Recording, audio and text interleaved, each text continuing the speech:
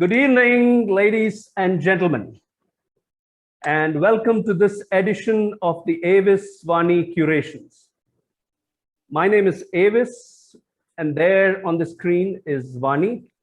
Hello, people. This is Vaani here. We are the happynesswalas. Our life's purpose for Vaani and me is inspiring happiness. We have a pretty interesting story. Google us, happynesswalas. Google us. We're going through a fascinating, life-changing experience, Vaani and I. We're dealing with a crippling bankruptcy for the last 14 years. And in this time, we have really been dealing with long spells of living without work and living without money, worklessness and pennilessness. So it's been a dark, kind of numbing phase, materially, physically for us. Yet, in this time, something beautiful has been happening within us. So our outer environment is all, completely destroyed, but our inner environment, how we feel within, has transformed completely. Both of us realized early on in this journey of 14 years that if we have to last the course, we must prepare ourselves for it. So we taught ourselves the art of being non-worrying, not to pick up worries, the art of being non-frustrated, which is to keep our focus on our efforts and not get frustrated if the results don't add up. And the art of being non-suffering, which is if we do not ask the question, why me? Despite the pain, we will not have any suffering. So we learned the art of being non-worrying, non-frustrated, and non-suffering. And going through a crisis like ours, or like any crisis in life, you will appreciate that if you learn to be calm, if you learn to be non-worrying, non-frustrated, and non-suffering, you can be happy despite your circumstances. And that's what we discovered. That was a kind of a eureka moment for Vaani and me. And we said, on one side, success is being elusive. We are not successful. I mean, 14 years and still counting, and all our debt to be repaid, no work, no money. Obviously, worry, frustration, and suffering as a byproduct of pain can come calling, but we're not picking up any of this.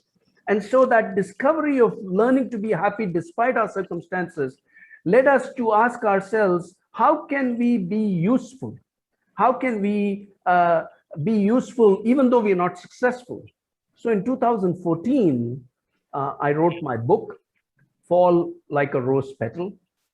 This is a book where I share the spiritual lessons that our family has learned from dealing with this life-changing crisis.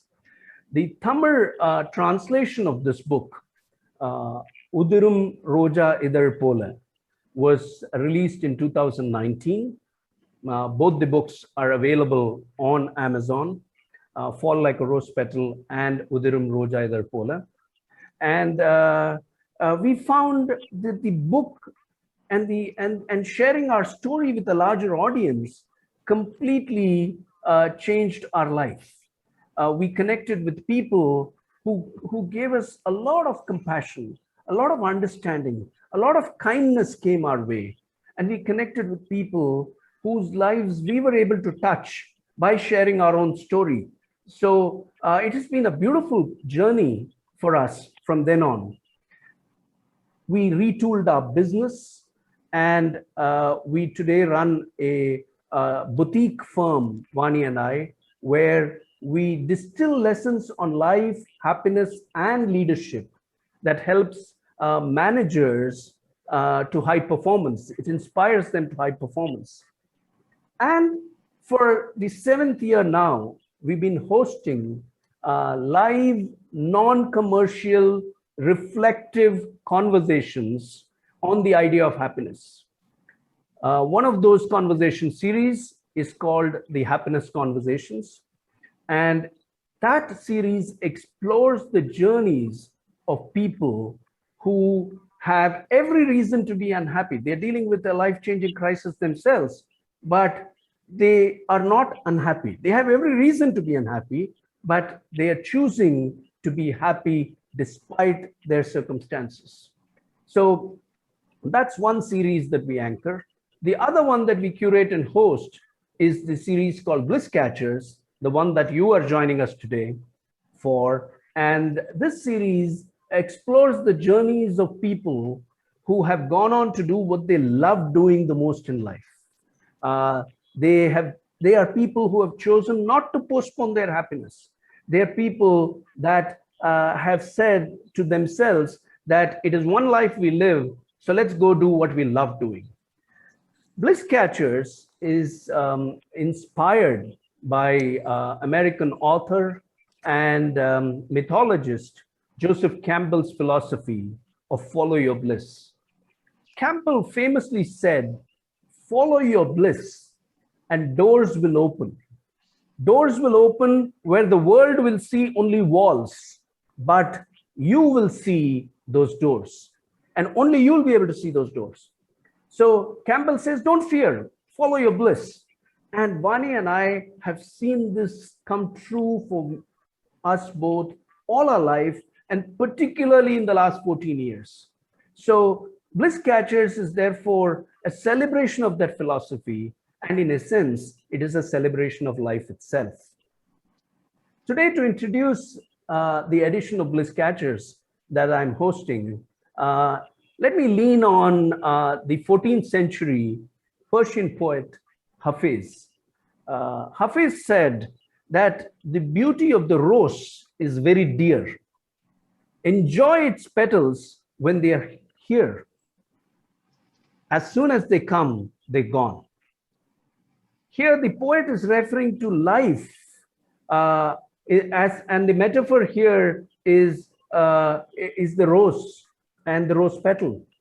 He says, just like the petal, the rose petals wither away and fall down after they finish blooming, life also perishes. So the poet invites us to remember that life is a one-time limited period offer. And so he says, enjoy the petals when they are here. Enjoy your moments when they are here. Before you know, they're gone. So Bliss Catchers celebrates this idea. Bliss Catchers celebrates this philosophy.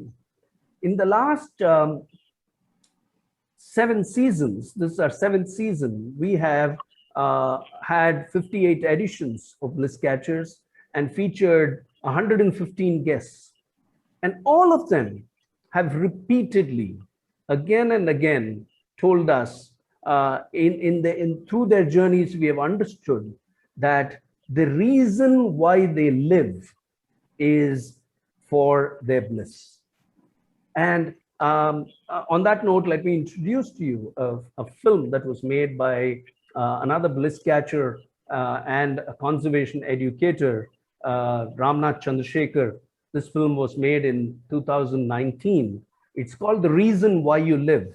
And it explores the journey of Bliss Catchers, the program. And through that journey, it explores the journeys of many Bliss Catchers who are featured on the show. It's a 12-minute film, and you can watch it on YouTube on my channel, AVIS-Viswanathan. The film is called The Reason Why You Live. Today, in the 59th edition of Bliss Catchers, we have 2 wonderful young gentlemen, one younger than the other.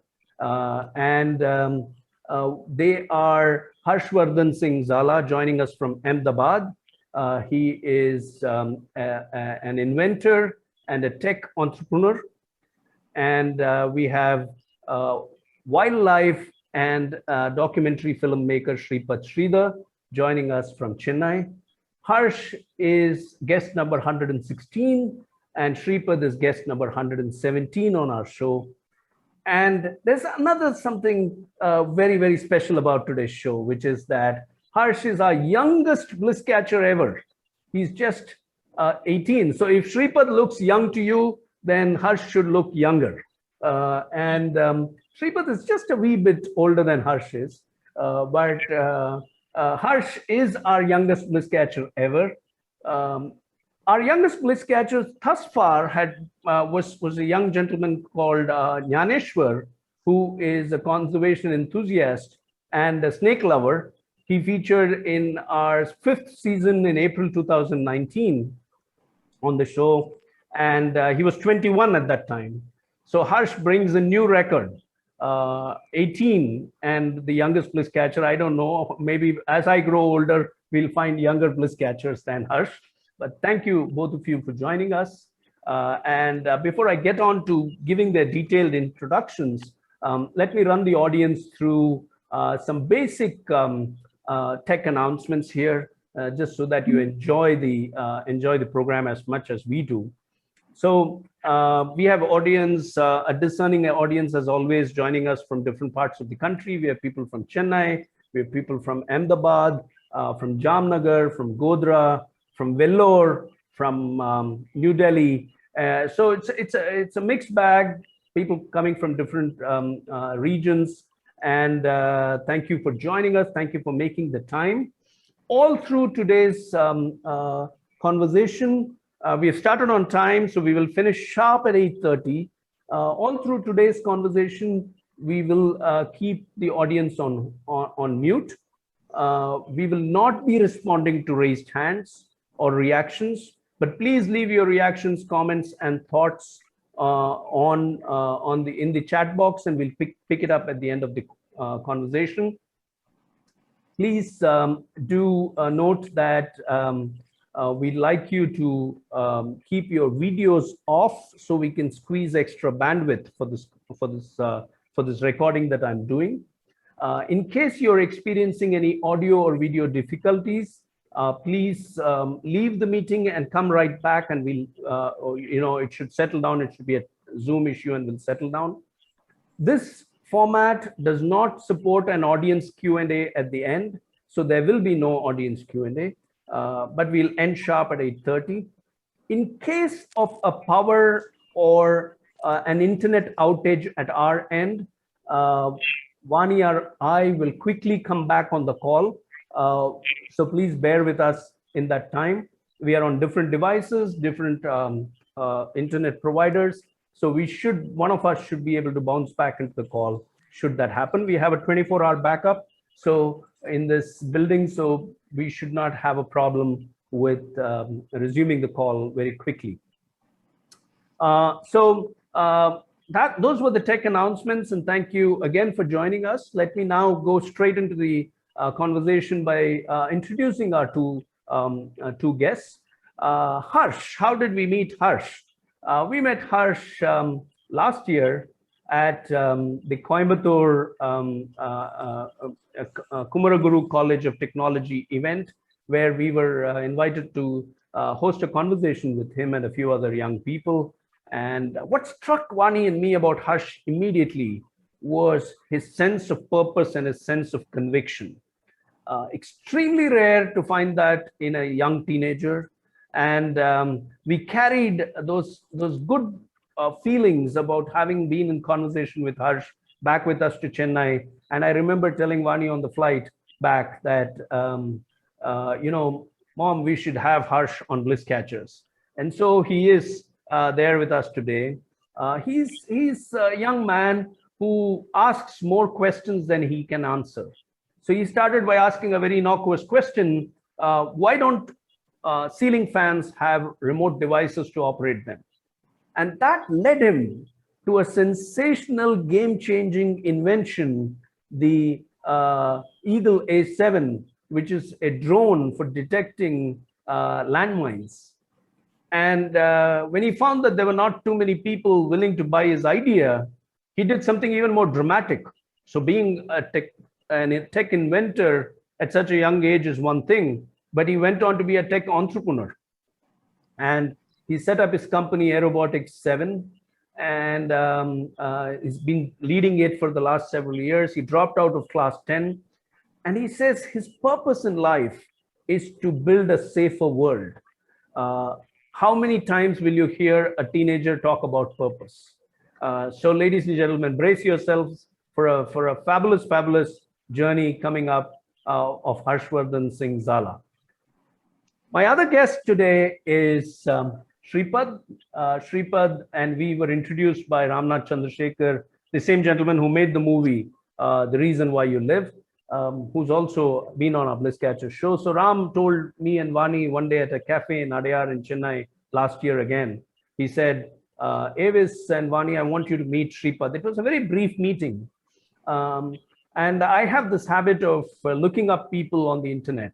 So I Googled Sripad Sridhar, and it on one side I saw his story as a wildlife and documentary filmmaker, but on the other side I saw his LinkedIn profile, which said Loyola College BCom and Masters in Carbon Management from the University of Edinburgh. And I told myself, hey, there has to be a story here. So normally we have our conversations curated well in advance. So like as I speak to you now, we are all set and curated for all of 2021. So although we knew there was a story there for Sripad to share, we could not curate him until 2021 and this edition.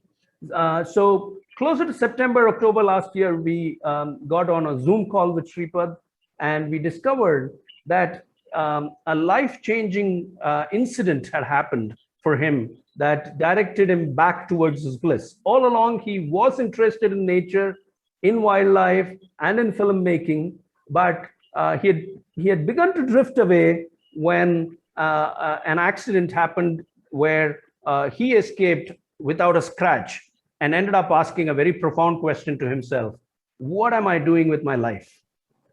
That reminded me, when you told me that, Sripad, that reminded me of Mary Oliver, the American poet, who asks this beautiful question. She says, tell me, what is it that you plan to do with your one wild, precious life?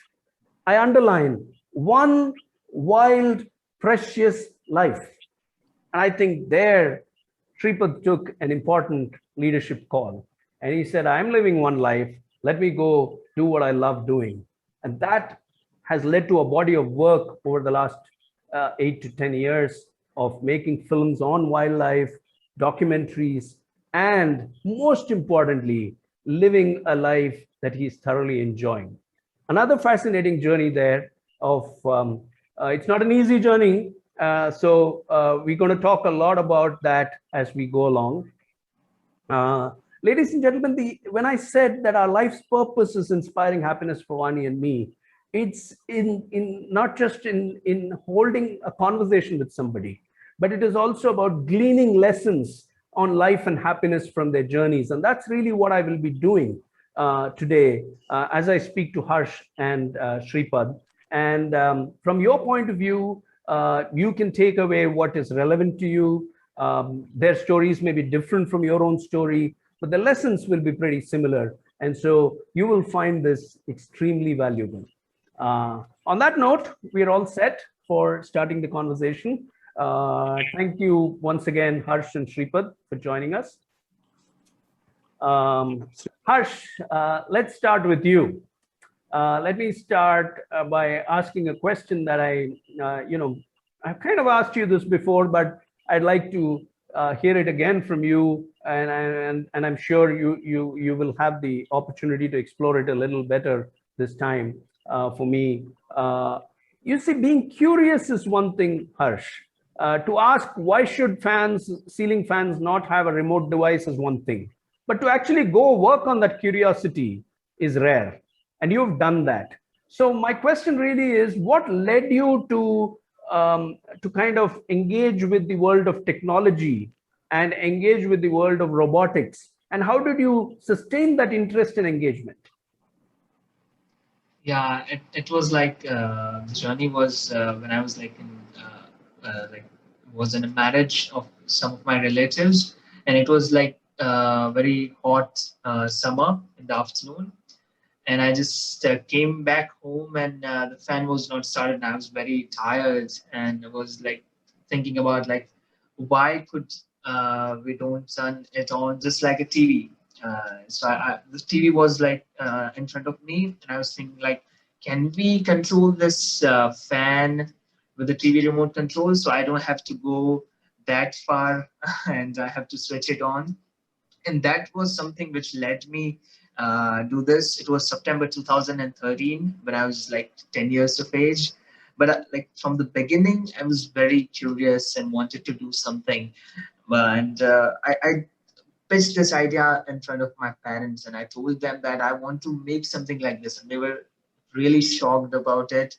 And I told them it would cost me somewhere around 1,000 rupees. And it was like big money for me at that time, and is now. But like I started researching on it, and I cost cutted it, and then I took a loan from my parents that I told them I'll repay this loan, and I want to make this device.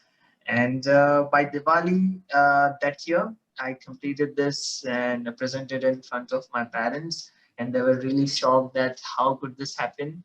And that was something which supported me. I failed many times in this project because like many times like I felt discouraged because some of the parts were not working correctly. And but like when I was talking in front of my parents, especially my mother, they encouraged me to do this and kind of work in this project, and that was something which turned into this project. And yeah. I'm amazed with some of the words that you're using. One is you said you pitched the idea to your parents. Second is that you sold them the idea and asked for a loan.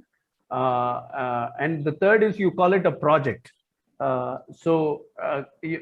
know, these are words that you normally encounter in young adults who are trying to launch a startup in some sense, right? So I'm picking up those, but I really want you to talk about a little bit about how you sustained this. I think you did mention on our, when we did the Zoom call that your grandfather was a great support system. So tell us a Yes. little bit about how you sustained this interest. Yeah, so actually, I used to go to the cyber cafe and with my grandparents, because like my grandfather was supportive from the very beginning, and because I have to learn all these technologies. Like my family, I come from a very humble home, so my dad and is an accountant, my mom is a homemaker, and like he used to sell saris those days. And my grandfather, I used to take them with my in the cyber cafe to learn from the internet by reading books, and that's how I kind of started working on projects. I completed somewhere around 42 projects, 8 robots by the time I turned 12 years of age. And that was something which kept me going forward in this journey, and which was So something. as a kid, you would not play cricket or hang out flying kites. I mean, you come from a region where kite flying is quite famous. So you never Yeah. used to do those kind of stuff, is it? No, I was not an outdoor person. I used to work inside my home. And you prefer dragging your Dada Bapu to the internet cafe, and bless him for supporting you so patiently. Yeah, yeah, it was like 6, 8, 10 hours sometimes. We were both sitting in the cyber cafe, so it was like really amazing feeling that moment. He makes it sound very simple, but can you just picture a 10-year-old kid uh, telling his parents that who are not necessarily coming from a tech background? I mean, an accountant, a homemaker, and he's telling them, look, I think I can make a remote device for this fan. And he actually goes and works on it, spending 10 hours at a time. And over a period of time, over a few years, he actually completes 42 projects. which means 42 such inventions and a few robos. His grandfather patiently chaperones him. This is truly amazing. What I'm picking up, Harsh, from your journey is that following your bliss. It's a nice romantic term, follow your bliss. But I think follow your bliss breaks down into part inspiration and part application. So the inspiration part of it is spiritual. Something draws you into it. And the application part of it is the human choice. You decide to invest the 6 to 10 to 8 hours that Harsh is talking about, and you decide to diligently immerse yourself in that process. Larry Bossidy is an American CEO and an author. And he co-authored a book with another superstar thinker, management thinker and guru, Ram Charan. And that book was called Execution. Execution, the discipline of getting things done. That's what the title of the book is. And so when you were narrating that, what I'm remembering is from that book, that execution, the application part of it is very important. You just can't have an idea. You should go to work on the idea. And that execution is all discipline. It's about setting up a system for success. And Vaani and I, often talk about this. The system for success is really a simple formula, 2E plus 2P, where you enable and ensure. If you're following your bliss, you enable and ensure what is your bliss. And the P's are, 2P's are prevent and prohibit what comes in the way. So if outdoor sports, hanging out with friends and chatting on Facebook is coming in the way, shut it out and go immerse yourself for 6 hours. So I can see that diligence in you. Amazing. So 2E plus 2P, discipline and execution. That's what I'm picking up from what you said. But let me ask you another question, related question. You dropped out of 10th grade, after 10th grade. So you've chosen a very unconventional mechanism to skill yourself, right? And you have had the courage to say, I don't need this education system. Now, how difficult was this decision? And again, what role did parents and society, how did you deal with the question marks that society might have thrown at you? Right.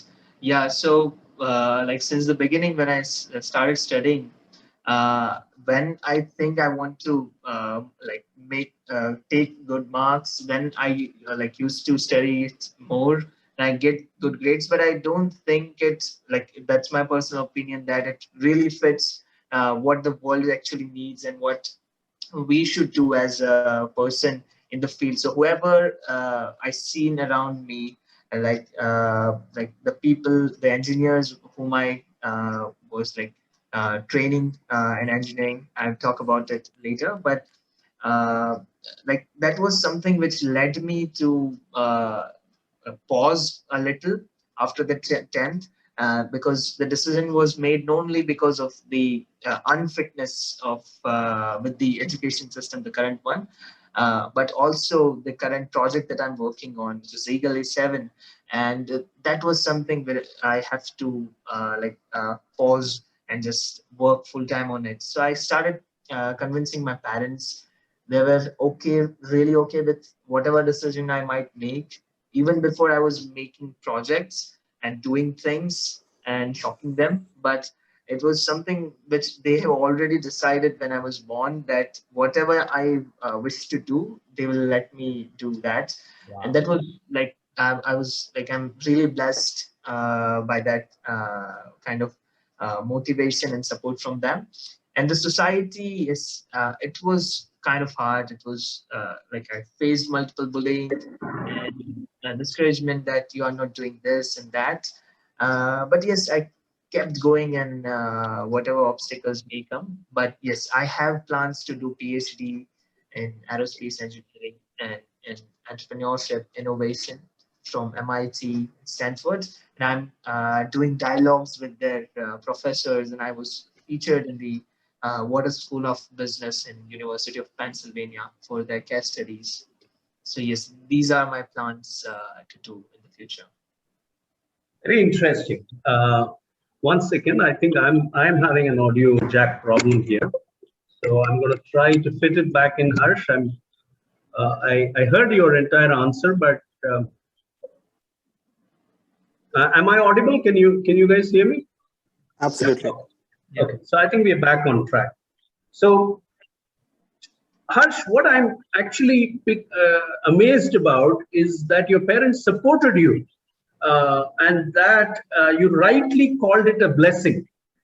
I think the whole you said the unfittingness of the education system, and I love that phrase, man. I mean, I wish you can go to every school in India and you will have a fan following, which I think every child will agree with you. True education, really, what I understand is not about conformance. It's not about demanding conformance to a curriculum. True education is about kindling curiosity. True education is not about directing children to think or do certain things this way and only one way. It's about giving them the freedom to think across the spectrum. It's not about memorizing answers and vomiting them. It's about asking questions. And I think you tick all those boxes in the way you've done it.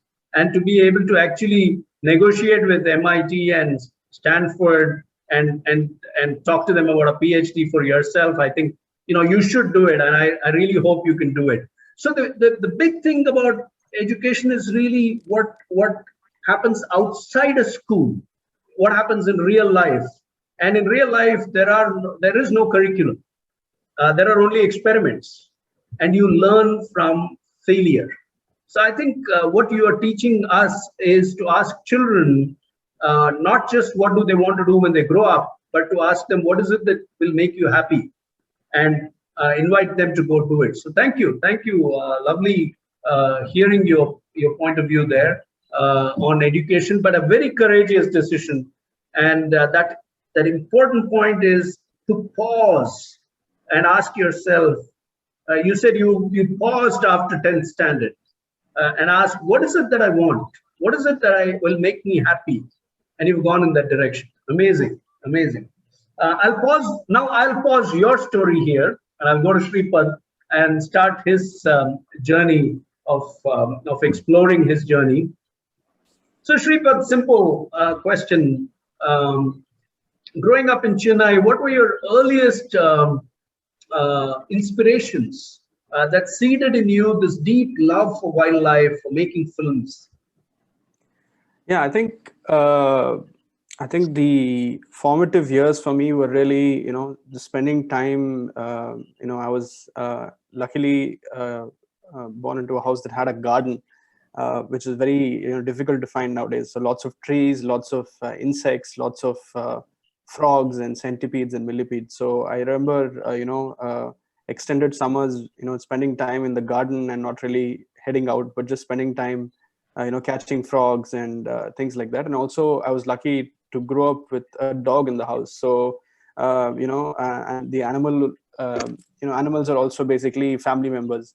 So when you have dogs, so I think generally a connection with animals was always, there from the time I was a very young person. So that was at least the initial, seeds of, inspiration and connection that I had with, wildlife and animals. So when in terms of my school and education, it was quite the opposite, because there was really no, I was in a school that was very academic, and conformity and implicit obedience, as they would say, is what was expected, and nothing less. And that, that same kind of mentality was also, carried over to the household when it came to academics as such. So anything to do with that fell outside the curriculum was really not really encouraged, and the school was not really known for anything apart from academics. So the any time I spent outside was, either with nature, or with my dog. So that was usually how it went. During college, you did talk about being part of some nature clubs, and how helpful was that process in sustaining this interest? So basically, how it started was around 2006 or 7 was the first time digital cameras were coming out in India, where you had these 3 or 4 megapixel cameras that it was consumers could own. So I remember one of my uncles had got one of these cameras, and I borrowed that to start shooting all these insects that I was very fond of in my garden. And I was also a subscriber to Sanctuary Cub magazine, so I could see also pictures of professional photographers also shooting these kinds of images, and I could then make the connection saying that, hey, even I have a camera at hand, even I should try my hand at photographing these frogs which I see in these magazines. So I think that was the initial seed of getting into photography as such. And as I started exploring that aspect of it, that led to me joining a naturalist society here in Madras called the Madras Naturalist Society, and then the Photographic Society of Madras. After I finished my schooling, I had a little bit more time, so I could during my college days, instead of kind of roaming around Chennai or going to cinema theaters, I was basically spending my holidays and my free time roaming around the natural spaces around Chennai. And whenever I had my holidays, I was roaming around with people who were my father's age or my parents' age or even older, who were taking me around to beautiful forests around India. So that was a really wonderful time, because I was kind of shown the natural world by lots of people who loved wildlife and nature themselves. And whenever we used to spend time with them, I could see that they were like children themselves, enjoying themselves at that age, and it was very different from the adults that I had known otherwise. So that was a very formative phase for you, right? To see grown-up people, adults, past their prime in life, actually enjoying the process of doing what they love doing, and must have seeded this very deep love in you as well. Yep. Vaani did throw up a slide there with some images of you in Gudalur, in Madanapalle, and a few other places. Yeah. And I'm sure even as you saw them, a lot of memories would have come flooding for you of that phase. What I'm picking up from your journey, the early part, is to know what you love doing is a blessing. And if you can know it early on, it's a super blessing. Yeah. But many people don't go to work on that. They and therefore it remains kind of undone, untouched, simmering deep within themselves. But the thing about bliss is, no matter how hard you push it away, it will come calling again and again and again until you actually pick it up. And this is what we have seen in our life. This is what we've heard other people talk here. So in your journey, Sripad, you do tend to drift away. A BCom, and then you go to do carbon management at University of Edinburgh. And it isn't until that accident in August 2012 that you actually ask the all-important question to yourself. So tell us a little bit about that. Why did you drift away, and how did that accident happen, and what was that moment like? Sure. So I think to recount, when, like you said, the seed of filmmaking and nature and photography was there, set very early on when I was in school, when I was in my 11th and 12th standard itself. But I really couldn't act upon it because photography and filmmaking in India is still fairly an unorganized sector. It's not like an IT industry or something like that where you can just kind of plug into a system and kind of start a career, especially for wildlife. And there is no documentary filmmaking industry as such in India. So you really have to find, mentors and learn on the job. That's the only way you can do it. So I think because that was not a defined path, convincing my parents also to let me do that or follow that as a career path was also fairly difficult. So I had to compromise, and I come from a family of accountants and businessmen. So BCom and then after an MBA was kind of was a set path. So for me to negotiate with them, and then I had to find a middle ground where I was not really doing wildlife filmmaking, but I was trying to become an environmental professional. So that's where my journey from BCom, it went to a master's in climate change and economics, or it came under the purview of carbon management. So so when I did that, I was again trying to figure out whether I could follow that that path of being an environmental professional. But very quickly, after my course, I was lucky enough to land an internship, a job with the United Nations in Vienna, and I was able to get a taste of how that was working as a environmental professional. And it was I was not very happy with it. It was very I could see the seniors who I was working with, what they were doing, and it was definitely not what I wanted to do. So even though my path, the direction in which I wanted to go was not clear, I was very clear that I didn't want to do this.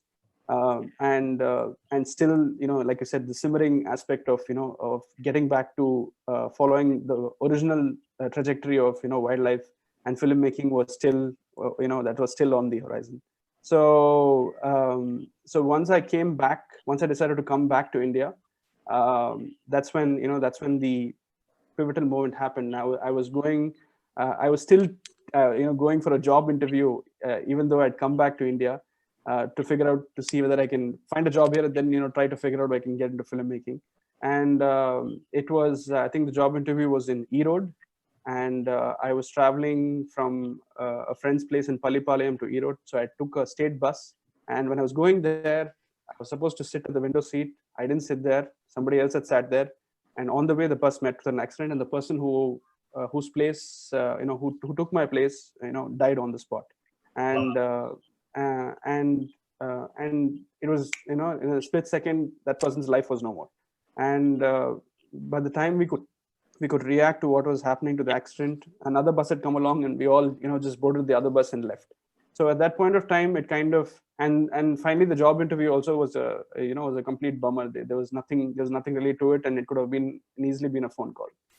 So at that time, it kind of struck me, there was like a switch saying that if this is how my life is going to end, at any point of time, at least I don't want to regret, those last few moments, thinking I could have done something else. So, might as well do something that you like, because you have really no idea when your life is going to end. So that became very clear for me. That became very apparent. So that kind of triggered, whatever inaction was there before, that really triggered me to, start taking very clear steps towards what I wanted to do. It is quite dramatic, as you once pointed it out to me. Or rather, you disagreed that it was dramatic, but I still feel it is dramatic, and that's the drama that life is seeding in contexts related to our lives, because life wants to fulfill its design for you, and every crisis therefore is a wake-up call. Now some people wake up, and you were so sharp when you said in Vienna you're not sure about what you wanted to do, but you were clear about what you didn't want to. I think that's half the battle won. Yeah. And then if the person who was supposed to you were supposed to sit where the other person sat, and you have been saved, then you have escaped, then there must be a reason for it. And I think that quest is important. Many people, unfortunately, don't wake up to wake-up calls, because you can wake up somebody who's sleeping, but if somebody's pretending to sleep, you can't wake them. And I think people largely are caught in this pretension. There's a comfort zone. There are 100 reasons why I can't do something, so I'll cling on to those 100. and not explore the one that is leading me on. So that's one category. And the other category are people are scared. And that's where Joseph Campbell, he makes a very powerful point. He says, do not fear when you come on the road of bliss, on the path of bliss. Then people will come into your life. They will connect with you and they will open more doors for you. And your life will not come to a sputtering stop and you will not be annihilated, he says. Yeah. So, in a sense, you heeded the wake-up call. And if anybody is listening to this conversation, they must understand that they would have also received these wake-up calls, but maybe they have not heeded it.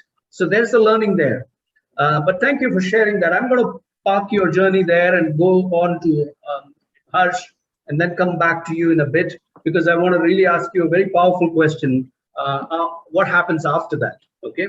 So Harsh, back to your journey.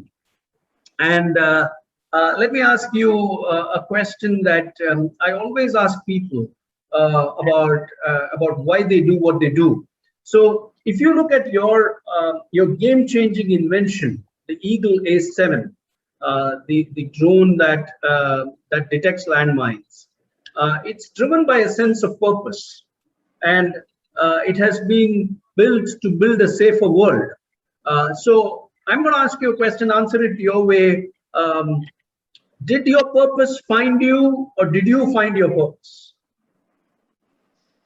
Yeah, actually, to answer it like this question, it's a really good question, by the way. Let me just tell you a little about how it all started. So I was like, it was July 2015. I was in the Cyber Cafe working on one project, and suddenly I came across a video on YouTube where I saw, it was a demonstrative video, but I saw many soldiers, like humans like us, because I was somewhere around 12 years of age at that time. I was looking at them. They were having some kind of a detector, a metal detector, and they were trying to detect some kind of explosives in the ground, which are not seen like by us because it's buried under the ground. So they were trying to detect it. They detected some of them and recovered them, but most of them were not able to detect. And one of which, like the soldier, put their feet on the landmines, and it suddenly exploded, and that injured and killed many of them. And after seeing it, like I paused the video and I was I started thinking about it, like what is this? Like what are these explosives? And I like looked at it. It was landmines. Started researching about it. It was very shocking moment for me that I was not sleeping at that night. I was very distressed by seeing it, that why these soldiers, like innocent people like us, like innocent humans that are trying to save our lives, and they are blown up by these hidden threats. So that was very discouraging for me, because I was thinking that we have many technologies and advantages. Did we lose Harsh? Harsh?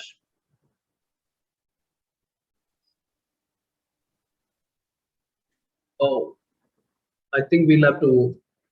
Harsh, if you can hear me, please leave the meeting and come back.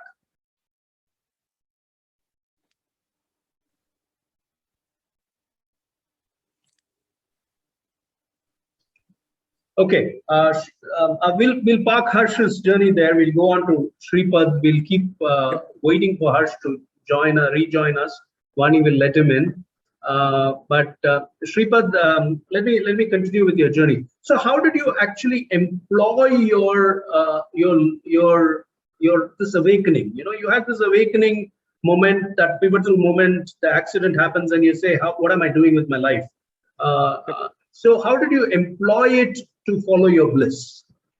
So, tell us that part of your journey. So, I think after that, I think what was clear was this is the direction that I wanted to take. And until that point, I had like a good 5-6 years of doing photography. So I had that experience. So I knew what went into filmmaking, what went into the process and things like that. But then it was, of course, time to start doing it now. It was to make the shift into filmmaking. So luckily I had great mentors at that time. I had Sripad Sridhar, who's a really well-known wildlife filmmaker.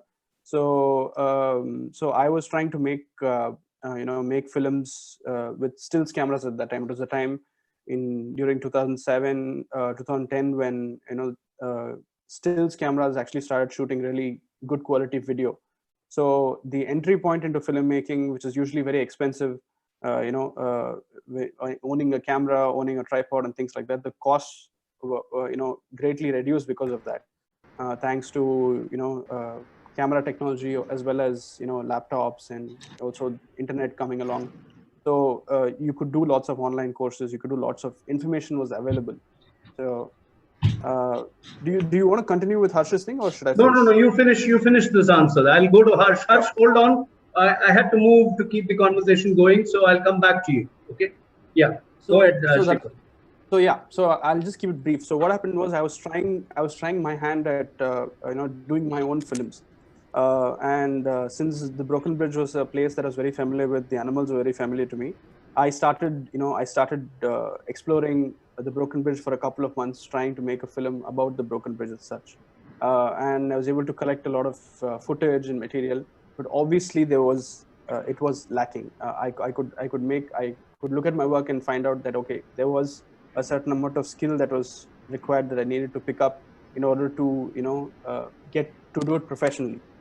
And that's when Shekhar had given a tip off where I could then meet someone and then bounce. And then Shekhar is Shekhar Dattatri. Yeah. Go ahead. So yeah, so basically he introduced me to Sara. So Sara is Saravana Kumar. He's also another wildlife filmmaker, and at that time he was doing like a 3-day workshop, to teach filmmakers exactly how to make films on these stills cameras, because it's very different from how you make films on regular film cameras or digital cameras. So when I went and attended that workshop, it was a 3-day workshop, and I was able to learn so much about editing, about shooting. It's not just basically what I understood was not just about shooting, it's also about editing and the pre-production aspect of it and all that. And I was able to meet a lot of interesting people there, and also obviously interact with Sara, who I met for the first time at that time.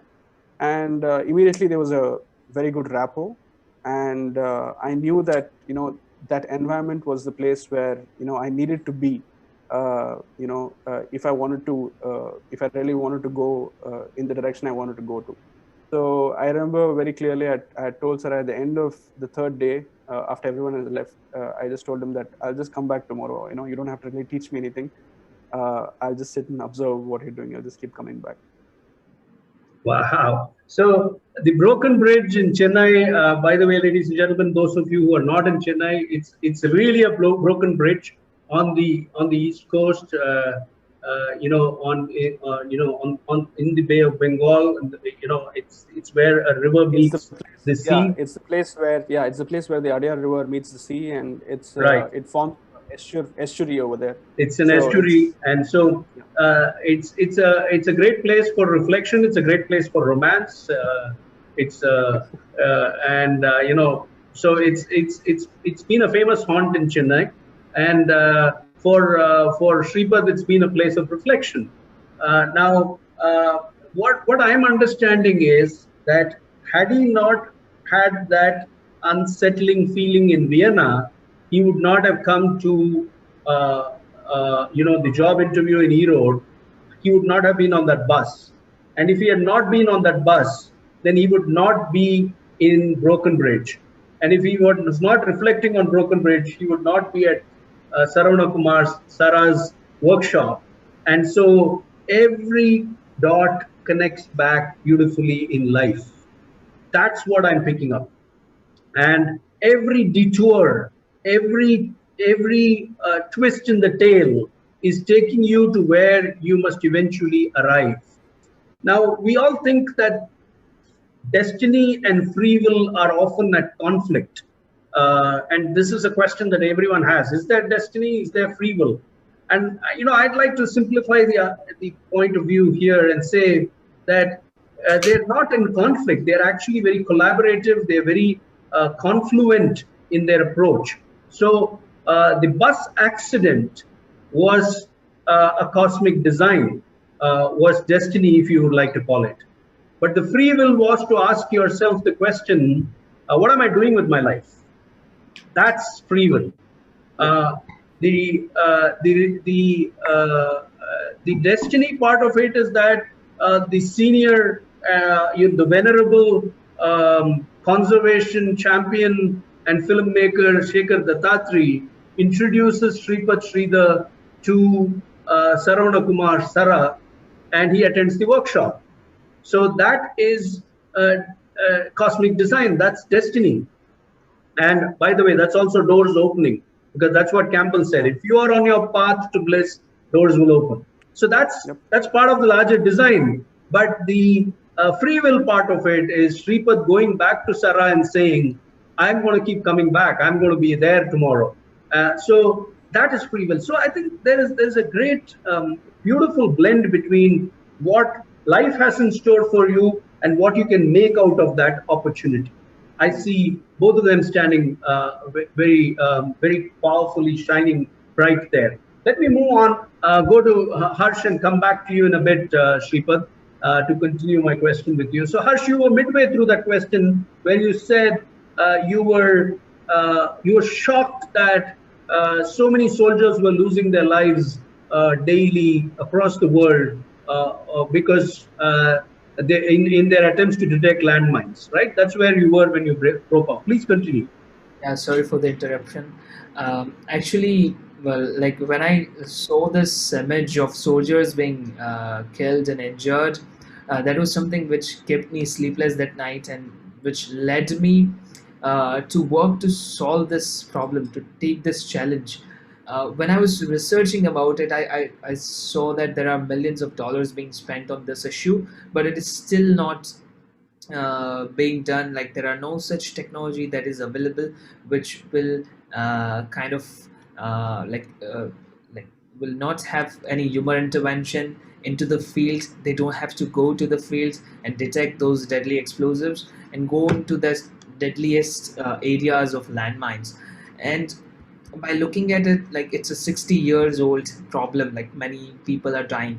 And the most shocking figure for me was that every single year 26,000 plus people are being injured or killed by these landmines, and those are innocent children and like many other innocent civilians that are being killed. And that was something very fascinating for me and discouraging at all. But uh, I took a challenge to do whatever I can, do my best to solve this problem.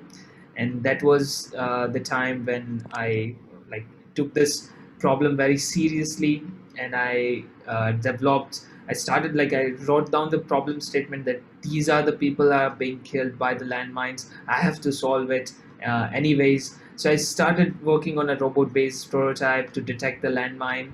And while I was working, I like thought about it, like robot also has to be on the ground and it might trigger the explosives, so it won't be a practical thing to go with.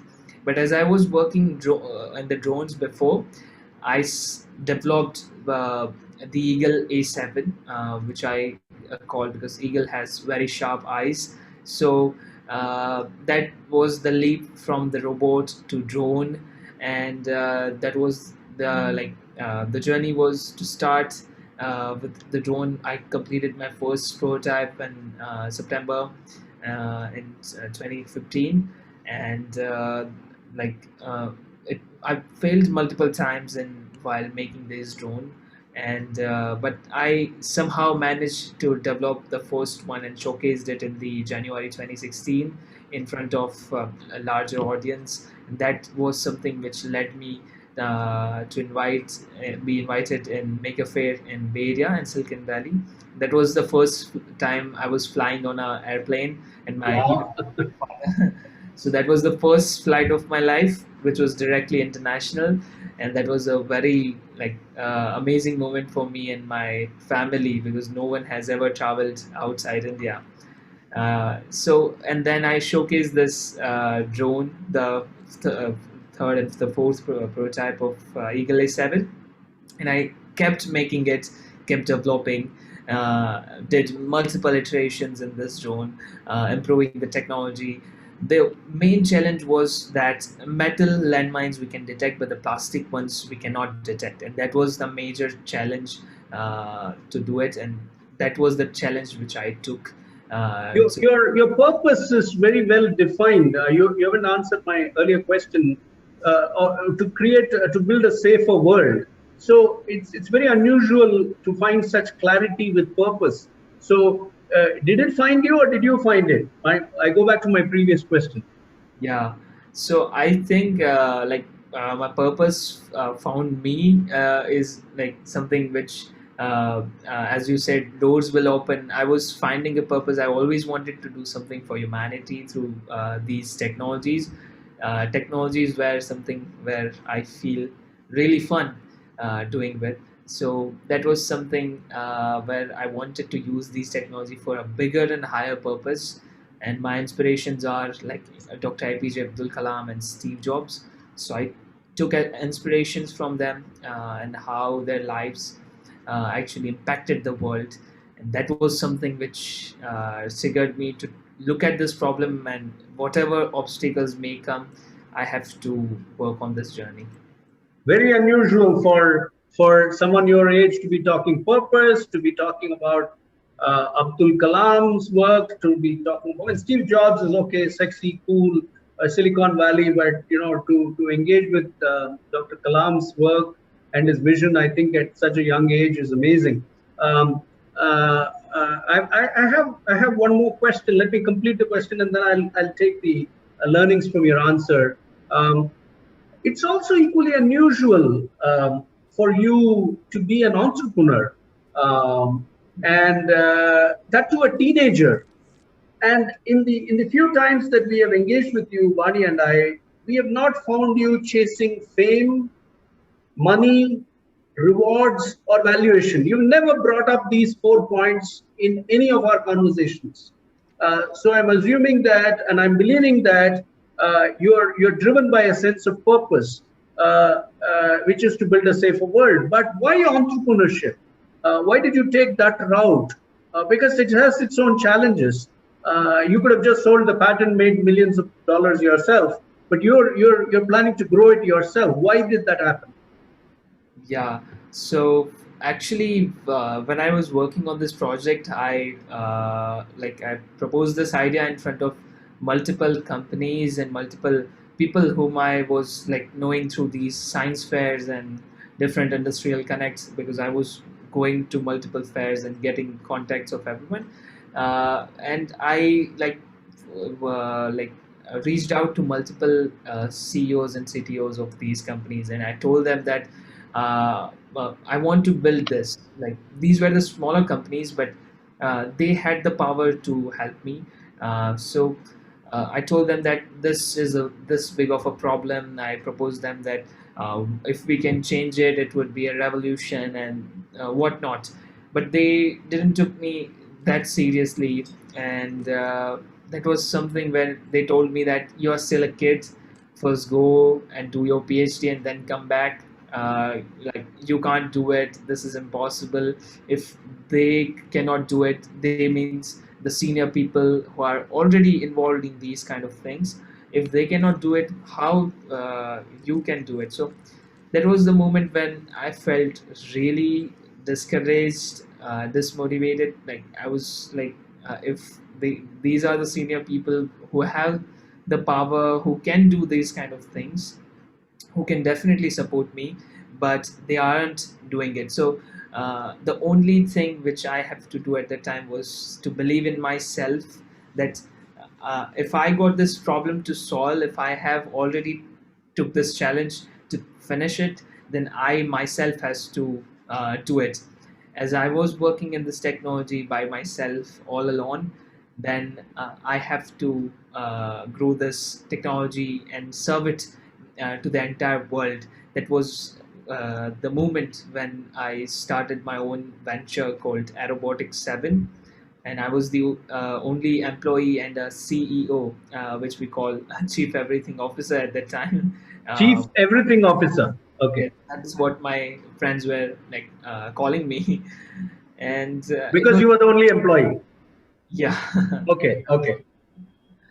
So that was the moment when I started this Aerobotics 7, and Eagle A7 became the heart and the core of this company, because we were not working on any other products. We are not making any revenue. We are still not making it, but uh, it was the moment when the prototype was ready in September 2015, and I floated this company somewhere around February 2016 when I was 14. So they called me the youngest CEO and whatnot. But that wasn't something where I was struck, or I was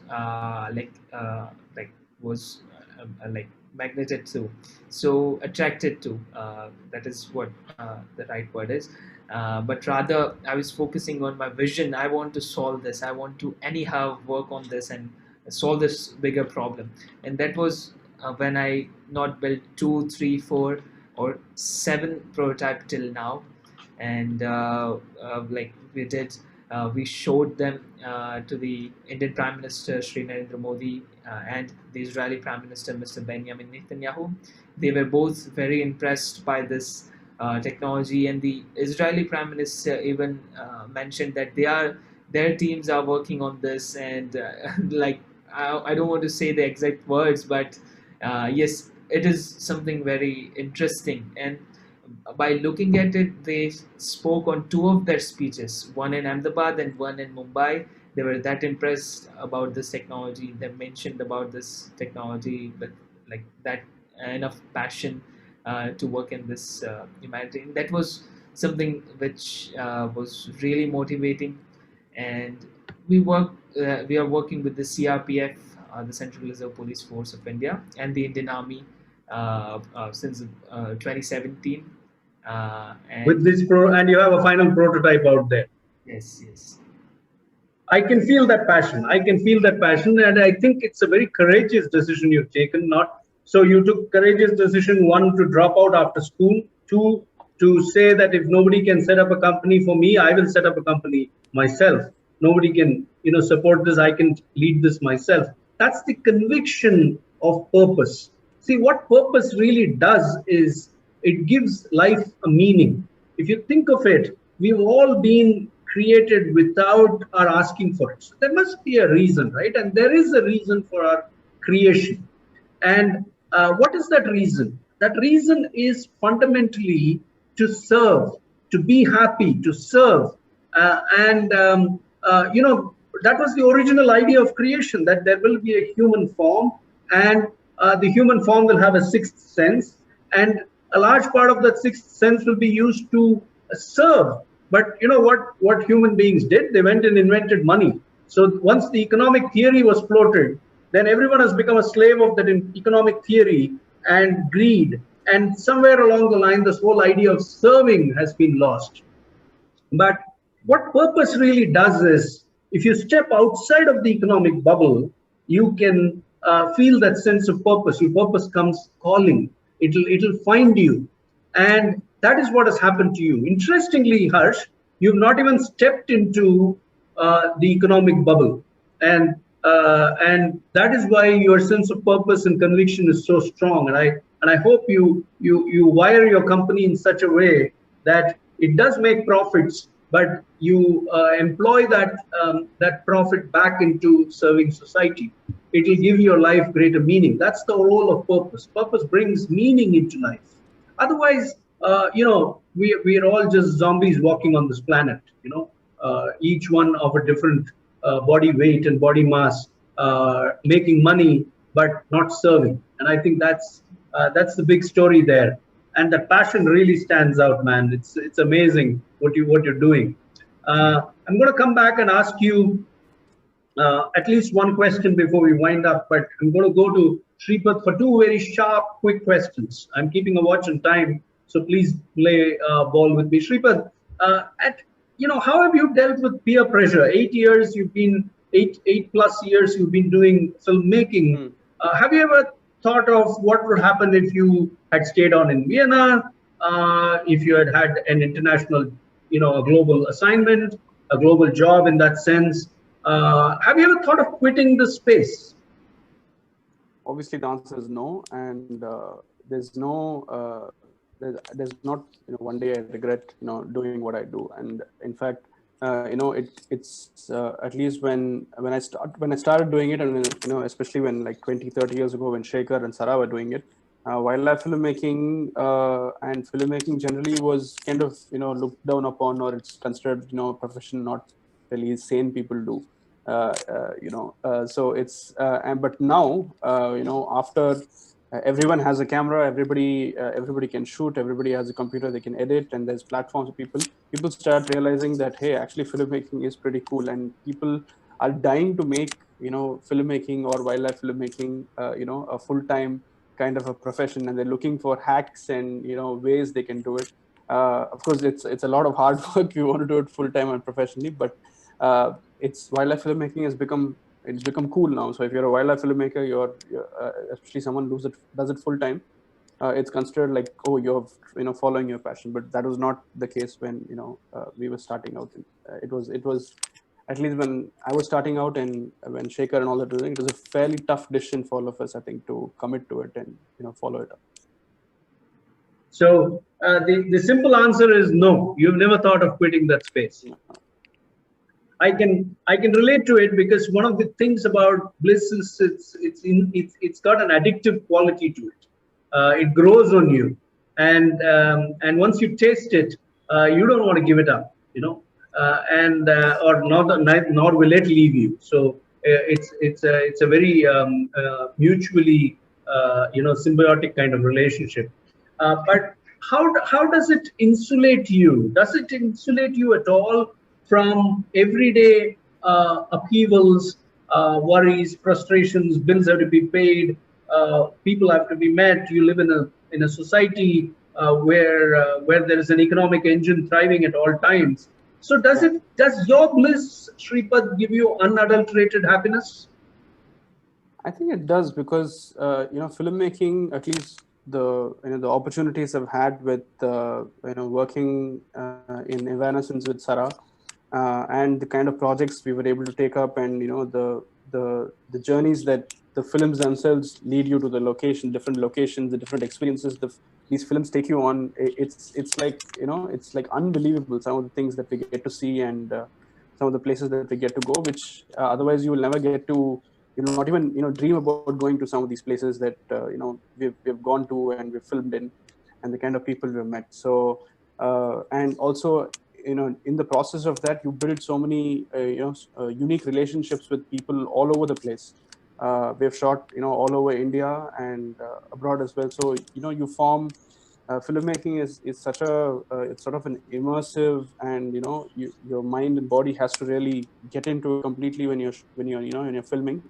You really form really great bonds with people who you're working with, and and also in the locations where you go to, and people who you meet there. So I think that itself is of course there's an economic angle to it, like you said, but I think even for Harsh, I think I would say the same thing. If you stick to your passion, and if you're really passionate about it, if you get really good with your skill, eventually it starts paying off. You're not really chasing the money. It's really about it comes the other way. You become so good that people start paying you fairly well to do the kinds of things that you do, because you're usually pretty good at doing it, and you're willing to put so much effort into that. Lovely point you made there while answering the question, which is that filmmaking is a very immersive process, and your mind and body have to be in alignment with what you're doing in that moment. And that's true of any form of bliss. If you all think about it, if whether you enjoy reading or even eating good stuff, you can lose yourself in that moment of eating a nice good rasagulla, Yeah. okay? Or having a drink, or gardening, or cooking, or drawing, painting, listening to music, dancing, whatever is your source of joy. If you dissolve in that moment, that is bliss.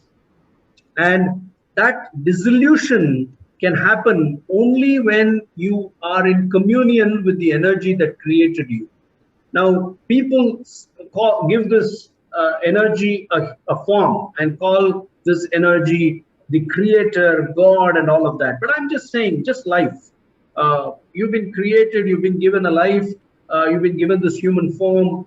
And if you are in alignment with that source of creation, in the moment of doing what you love doing, then your godliness is revealed to you. That's really how I relate to it. Rumi says it very powerfully. Rumi says that everyone has been made for a particular work, and the desire for that work has been placed in every heart. So when you're doing what you love doing, then you are in union with that, communion with that source, and that moment your godliness is revealed to you. So bliss, in essence, is actually following your bliss is all about your godliness, and that's what you talked about in a very practical, experiential point of view, that it is an immersive experience. Thank you, Sripad. I'm going to go to Harsh for the last question for the evening.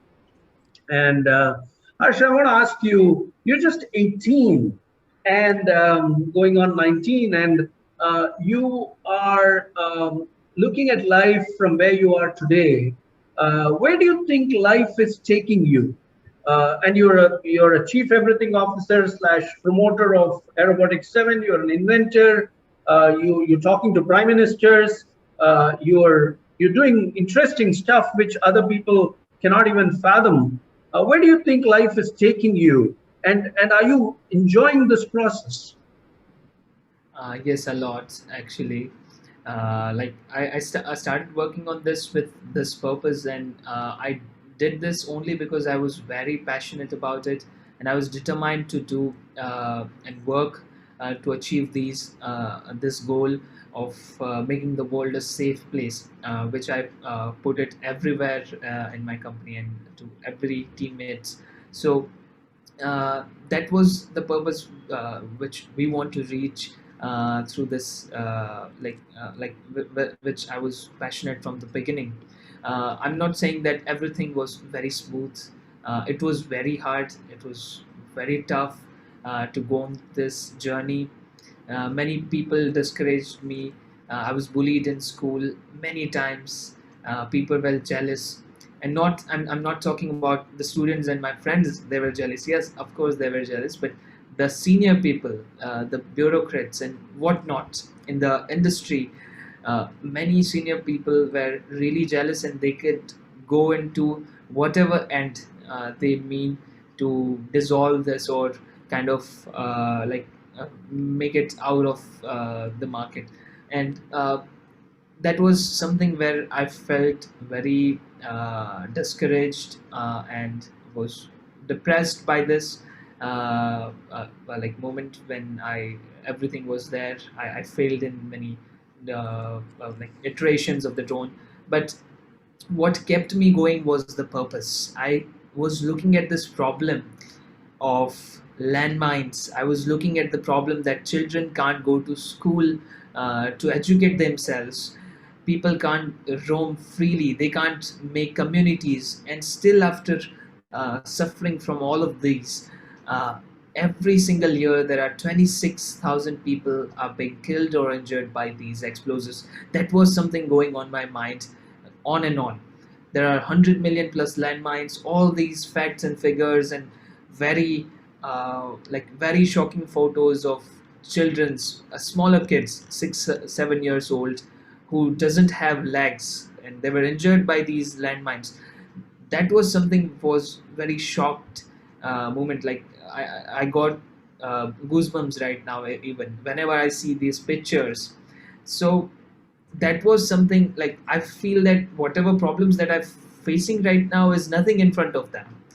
So even if I'm discouraged for a week or so, I bounce back and I start working on this. And this thing I did many times, and that's how I'm continuing my journey. And it was like doing 18 hours of R&D every single day.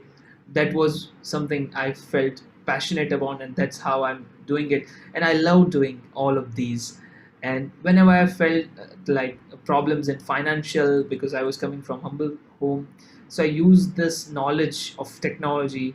And by the age of 12, I started teaching engineering students of BTech and MTech. My neighborhoods, they came to me, and I was offering them free lectures, free training for their projects. And after that, like looking at that, they were really amazed, and I started taking their tuitions and workshops of projects. And I got enough money to sustain this project, and I spend it all on my endeavors, and that's how I'm bootstrapping this project. And even today, we are teaching AI to kids, to youth, the college students, and even corporates. So from that, whatever little revenues that we can generate, uh, I can work on this project and make it to the very next level and execute it in real time.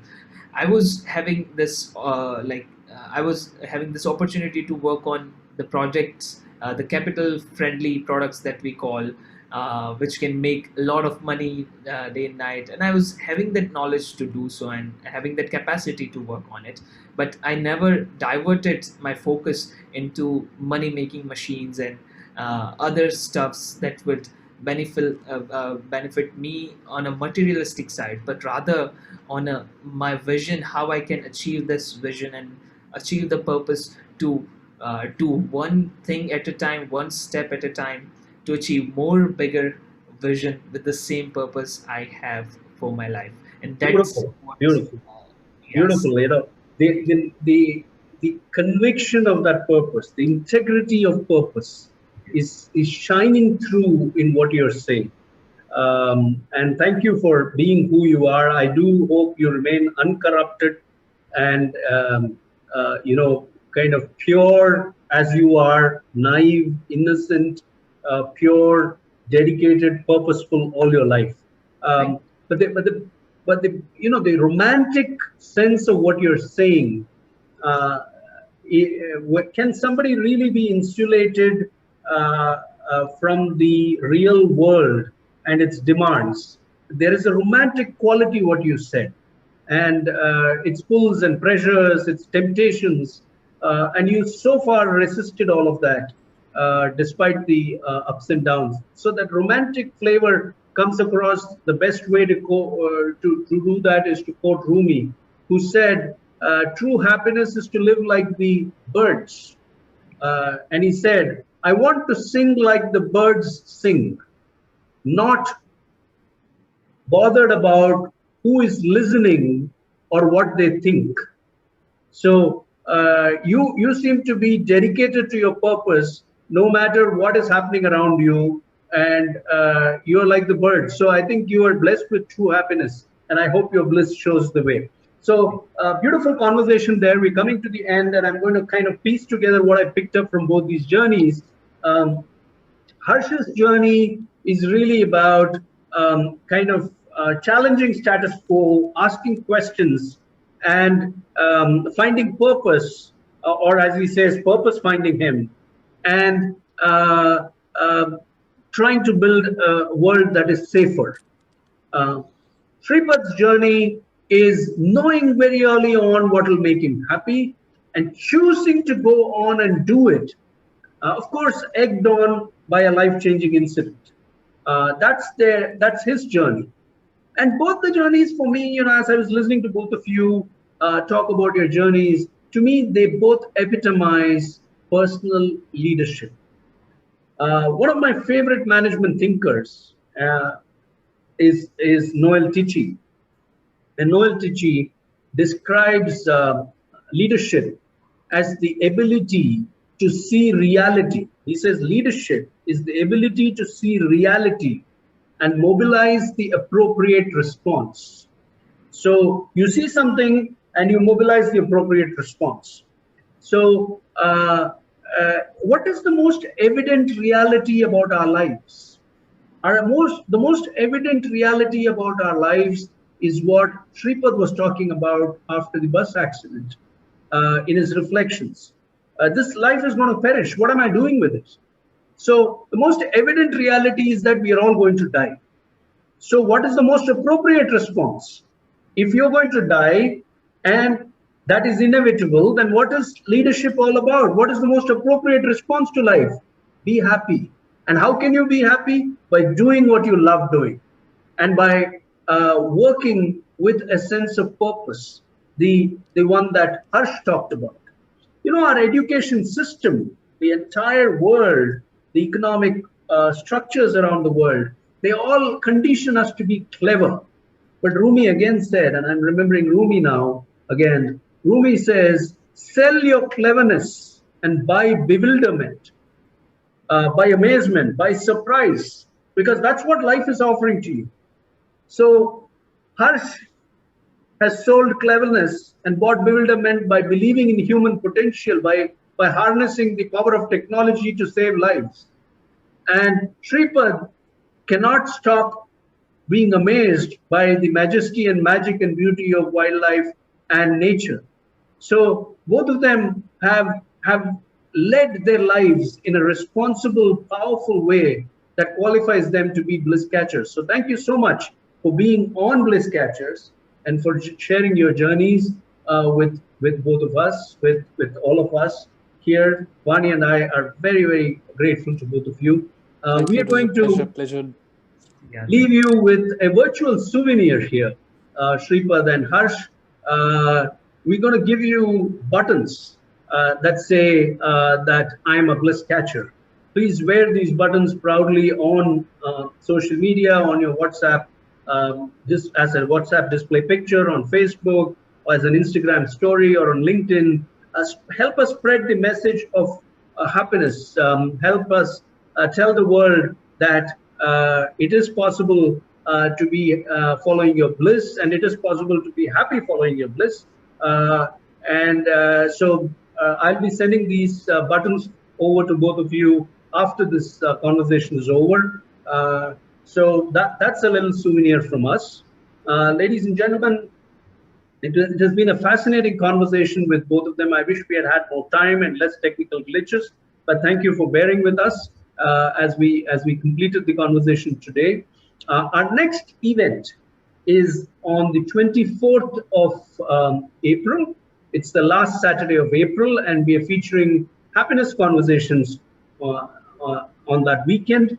And we have Dr. Shanti Priya, an ophthalmologist who at the age of 36 was diagnosed with an early onset of Parkinson's disease.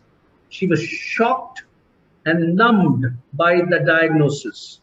How does she pick up the threads of her life? How does she deal with a debilitating illness for the rest of her life? What is she doing now? And how is she living a life of meaning and purpose? That's what we're going to explore in that conversation, 7 p.m. here on Zoom on Saturday, April 24th. And if you'd like to register for that event or for future events, please do reach us on Instagram at @thehappinesswala, or go to www.thehappinesswalas.com and send us your name, email ID, mobile number, and the name of the city you live in, and we'll add you to our mailing list. So thank you so much for joining us. Once again, thanks very much. Sripad, thank you. We loved having you here. Thank you guys. Yeah. Thank you for having us. And thank you, Harsh. Be cheerful, be happy, and you added to the happiness quotient on this in this event. Thank you so much, both of you.